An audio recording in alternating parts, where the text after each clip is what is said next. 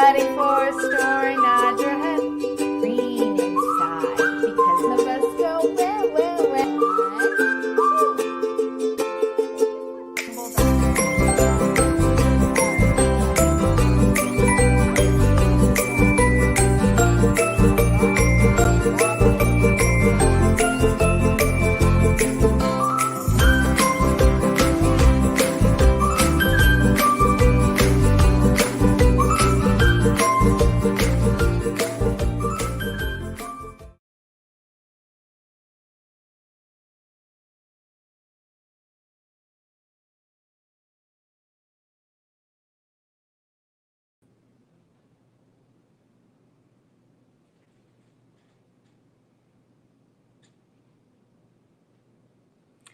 Hi friends, it's Miss Rachel. Thank you so much for joining me tonight. Go ahead and leave a comment down below. Tell me who's here and say hi. Let's go ahead and get started with if you're ready for a story, clap your hands. If you're ready for a story, clap your hands. If you're ready for a story, clap your hands. If you're ready for a story, if you're ready for a story, if you're ready for a story, clap your hands. If you're ready for a story, stomp your feet. If you're ready for a story, stomp your feet. If you're ready for a story, if you're ready for a story, if you're ready for a story, stomp your feet. If you're ready for a story, rub your tummies. If you're ready for a story, rub your tummies. If you're ready for a story, if you're ready for a story, if you're ready for a story, rub your tummies. If you're ready for a story, nod your head. If you're ready for a story, nod your head. If you're ready for a story, if you're ready for a story, if you're ready for a story, nod your head. If you're ready for a story, sit so still. If you're ready for a story, sit so still. If you're ready for a story, if you're ready for a story, if you're ready for a story, sit so still. Good job. All right, we're going to do open and shut them. Open and shut them, open and shut them. Give a little clap, clap, clap. Open and shut them, open and shut them. Put them in your lap, lap, lap. Creep them, creep them, creep them, creep them right up to your chin, chin, chin.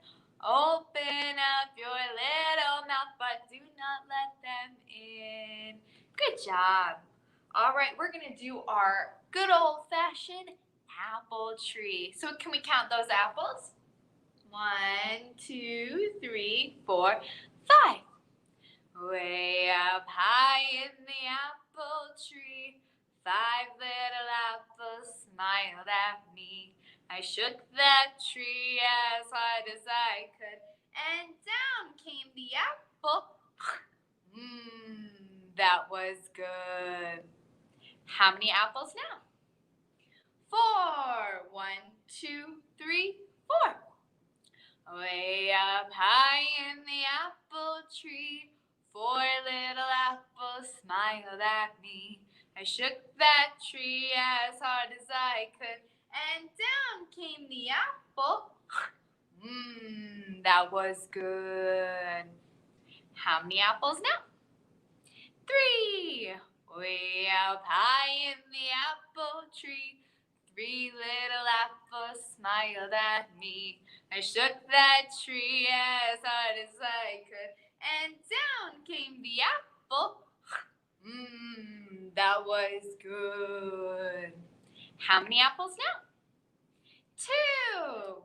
2. Way up high in the apple tree, 2 little apples smiled at me. I shook that tree as hard as I could, and down came the apple.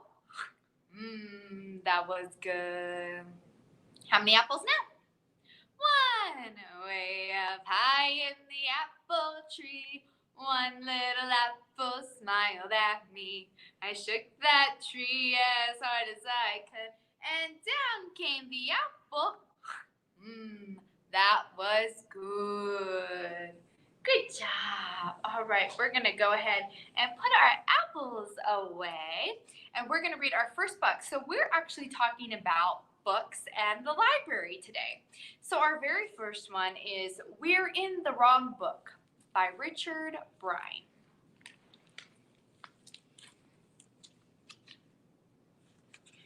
Feel free to leave your favorite book in the comments down below. We're in the Wrong Book by Richard Bryan. Bella and Ben were jumping down the street from one side of the book to the other. Then Bella's dog joined in and accidentally bumped them both off the pages. "Where's my dog?" said Bella. "Where are we, Ben?" "We're in the wrong book." "Well, let's jump back to the right book," he says. But they jumped into someone else's comic book. "We're trying to get back to our own book," explained Bella. "We know someone who can help you," said the mouse. "Follow us." Ben and Bella described their book to the lovely librarian. "It has tall buildings and an enormous dog." "I know that book," she says. "It's through there." "I hope she's right," says Bella. She wasn't. "This isn't our book, and that's not my dog." "What does it mean?" asked Ben. "I think it says, 'Walk this way,'" says Bella. But things got more and more puzzling, and when Bella thought she had found a path and would lead them back to their book, instead it led them to the door of an old cottage in the middle of the woods. Ben and Bella went inside. There was an old lady willing to invite them in to stay for dinner. "Thank you, but we really must get into our own book," says Bella. Ben thought he could see a way back. Suddenly, Ben and Bella were in a book full of instructions. "I suppose we could follow the instructions. 1. Take a piece of rectangular paper. 2. Fold it in half. 3. Fold it on the top corners towards the center. 4. Fold the other corners. 5. Fold the flaps down. 6. Turn it over and repeat. And 7. Fold both corners of the flap inward. 8. Turn over and repeat. 9. Hold the bottom center fold and each side pull up outwards. 10. Press flat. 11. Fold the bottom triangles up. And then 12. Turn over and repeat. 13. Hold the bottom center fold and each side pull outward, pressing flat. 14. Hold the top outer corners and pull outward. 15. Your boat is ready to sail." "Book ahoy!" says Ben. "The wrong book ahoy!" grumbled Bella. "And now we're stuck in it." So they stuck themselves in a hot air balloon as they lifted up, up, up, and away. The balloon landed in just the right spot for spotting a very helpful sign that says, "This way." Not very helpful sign at all. "We're in the dark, scary book with monsters. I have an idea. Quick, follow me." And they both jumped through the monster-shaped hole. "Yay," says Bella, "we're back in our book." When Ben and Bella came back to fix the hole in their book, there was no sign of a monster.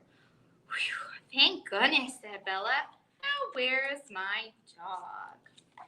Oof.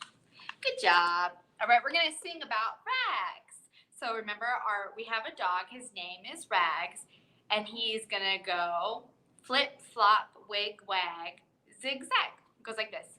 "I have a dog, and his name is Rags. He eats so much that his tummy sags. His ears flip-flop and his tail wig-wags. And when he walks, he goes zigzag. He goes flip-flop, wig-wag. Zigzag, he goes flip-flop, wig-wag. Zigzag, he goes flip-flop, wig-wag. Zigzag, I love Rex and he loves me. Good job.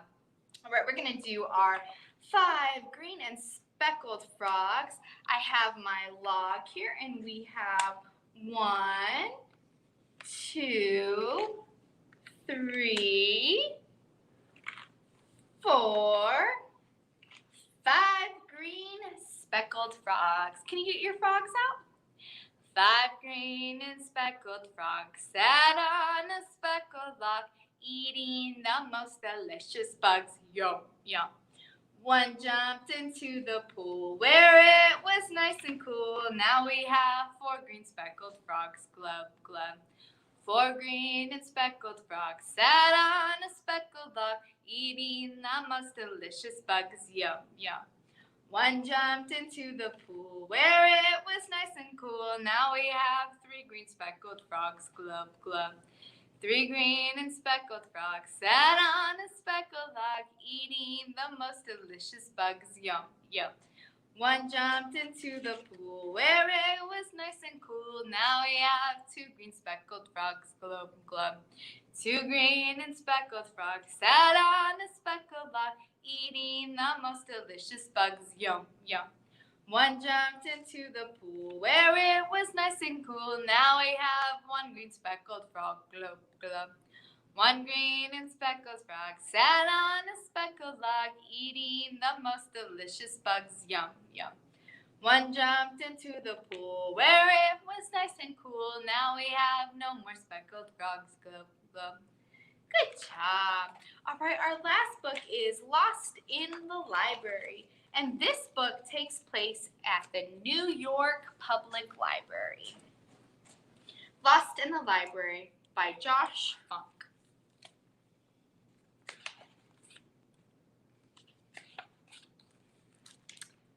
Early one morning, while all New York slept, night was transforming to dawn. Silence filled the Manhattan, except Fortitude woke up with a yawn. "Patience, good morning," he said with a blink. But Patience was nowhere in sight. He entered the library grand labyrinth when no one was watching last night. Fortitude never abandoned his post, but Patience hadn't yet returned. As sunlight ascended across the East Coast, Fortitude grew quite concerned. How could he do this? He's never been late. Fortitude leapt on all fours. Lacking all patience, he couldn't just wait and scampered through a store hall's door. The ceilings above were 12 elephants tall and dozens of buffaloes wide. Patience told stories of rooms like the halls, but it was new world inside. Twisting and turning, he noticed some stairs. Patience might climb, he supposed. When reaching the top, his cot was unaware. A frolicsome statue posed. "Looking for someone?" she asked with a grin. Fortitude nodded his head. "Patience, my partner, my sidekick, my twin. I really must find him," he said. "The Rosemary reading room, back to your right. Sometimes he's there," the girl stated. Fortitude thanked her and ran out of sight, hoping his buddy awaited. Over and under the tables and chairs, Fortitude looked high and low. Searching the shelves and walls up the stairs, Fortitude paced to and fro. After what felt like forever, he seized. Patience just wasn't around. Fortitude heard someone's voice in the east and eagerly followed the sound. People in portraits that lined every wall whispered and gossiped away. So Fortitude roared out the loudest of all to turn their attention his way. "Has anyone noticed a lion like me? He's quiet and peaceful and sweet." A grumpy old man said, "No lion but thee. Now please go away out to the street." Exiting gloomily, Fortitude wandered back through the library's maze. Patience, dear Patience, where are you? He pondered while thinking of happier days. In the beginning, young Patience was shy, but Fortitude thought he was rude. Weeks, then months, and then years traveled by. Eventually, friendship ensued. Patience told stories of ducklings' moods and wardrobes and buttons and fun. On cold, snowy evenings or hot afternoons, Fortitude cherished each one. Rays from the sun had begun creeping in when water flew out of the sink. A little bronze lion said, "Got you, I win," and I gave him a satisfied wink. The lion said, "Wait, you're not Patience. Oh no, the splash is a game that we play." "Patience," said Fortitude, "where did you go? The sunrise is a minute away." "Today, haven't seen him," the lion confessed, "but I wouldn't worry, old champ. Perhaps you require some help on your quest. I think what you need is a map." Fortitude searched every atlas he could before tossing each one aside. Only a library map would do good. Eureka! A visitor's guide. How many hundreds of rooms can exist? Reading the map, he was shocked. Fortitude dashed to the place he missed, except through the doors that were locked. He searched every floor, from the first to the third. Patience just couldn't be found. Fortitude thought, "I will not be deterred. What's on this floor labeled ground?" Fortitude quickly crept down the hall and into the jungle of joy, with colorful pictures along in each wall and books from each cat, girl, and boy. Fortitude prowled past Sendak and Rylant, Yolan, Pinckney, and Bloom. While keeping his footsteps implacably silent, he heard something in the next room. "Patience," said Fortitude. "What are you doing?" But Patience was still and in stone. "The sun's almost risen. The pigeons are coming. You've got to get back to your throne." "Just one more paragraph," Patience declared. Then something caught Fortitude's eye. There lay the stories that Patience had shared. The monkeys, the pebbles, the pie. "Patience, did you learn all these stories for me?" Fortitude asked, but he knew. Patience just nodded and said, "Well, you see, I love sharing stories with you." The lions returned in their guard on the street, and nobody noticed they were gone. Fortitude sat in his usual seat, and slowly the day carried on. But something he missed, though Patience was found, Fortitude still felt a need. "Patience," he said, "when no one's around, tonight we can sneak out and read."